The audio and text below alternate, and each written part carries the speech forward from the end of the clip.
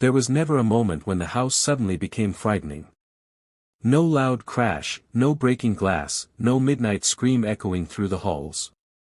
The fear arrived quietly, politely, like a guest who never announced themselves and never left. It began as a feeling that lived at the edge of your attention.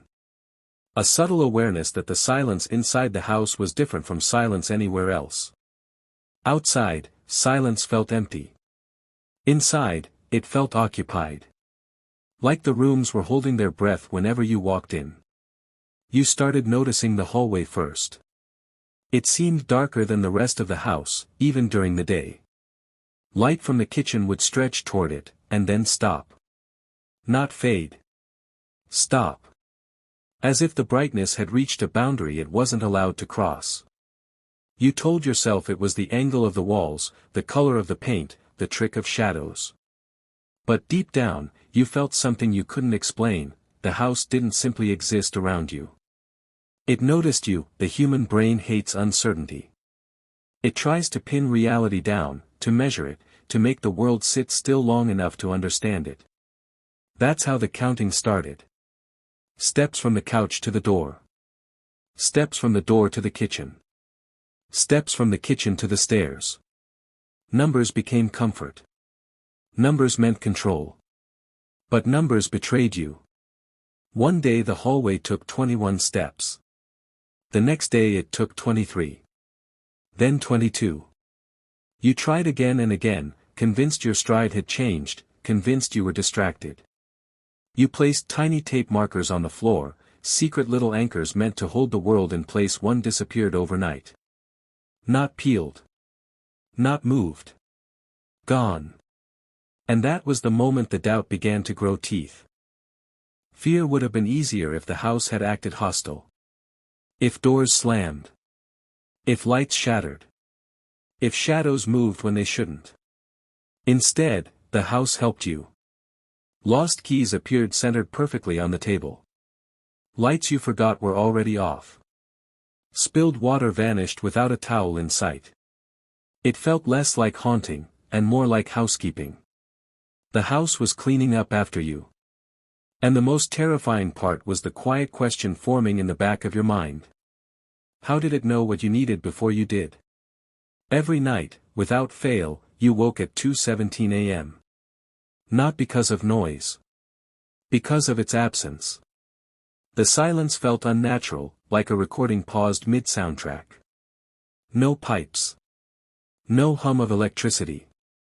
No distant movement of air. Just stillness.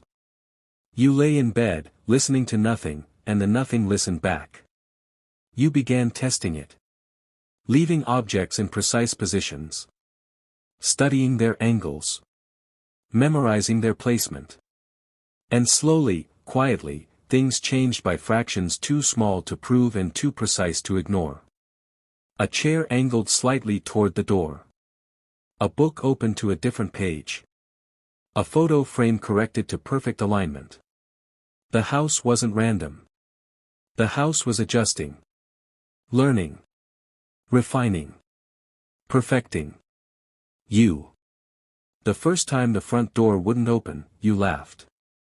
Doors jam. Locks stick. Wood swells.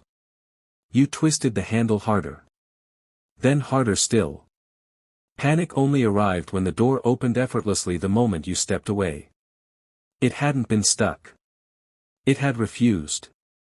You started leaving the house longer. Staying out late. Walking without purpose. The outside world felt loud and imperfect and beautifully chaotic. Cars honked. People talked. Wind moved freely. Nothing felt arranged. But every return home felt like stepping back into a paused conversation. Like the house had been waiting. One evening you noticed the windows reflected the inside too clearly. The outside world looked faded, distant, secondary. When you touched the glass, it felt warm on the other side. Warm, like the air inside. The house wasn't keeping the outside out. It was keeping you in.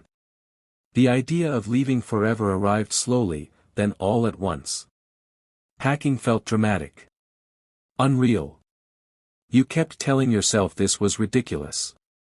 But your hands shook as you zipped the bag. When the door opened, cool night air flooded in like freedom. You didn't look back. The relief was overwhelming. The world felt huge again. Streetlights glowed like stars. Distant laughter felt like music. For the first time in weeks, you believed the fear had been nothing but imagination. You believed you were safe. You rented a small room across town.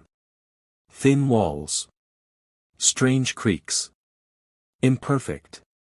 Alive. You slept deeply, wrapped in the comforting noise of the city. Dreamless sleep. Peace. Morning sunlight warmed your face. You stretched, opened your eyes, and saw the hairline crack in the ceiling. The same crack. Your crack. The dresser. The curtains. The chair. Your bag at the foot of the bed. You hadn't escaped. You had only left temporarily.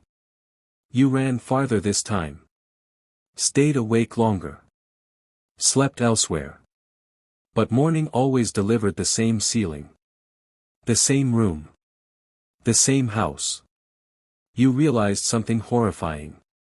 You didn't return to the house. You woke inside it. Every time. The house was no longer a place. It was a destination. You explored every room, every corner, every hidden space. Every path curved inward.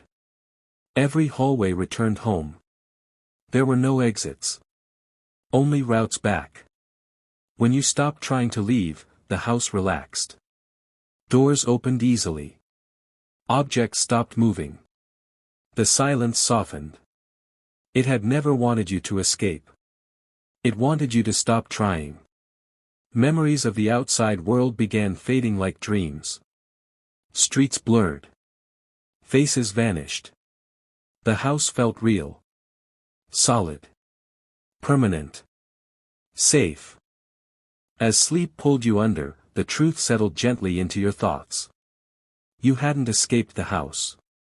You had escaped everything else. And the house had kept you.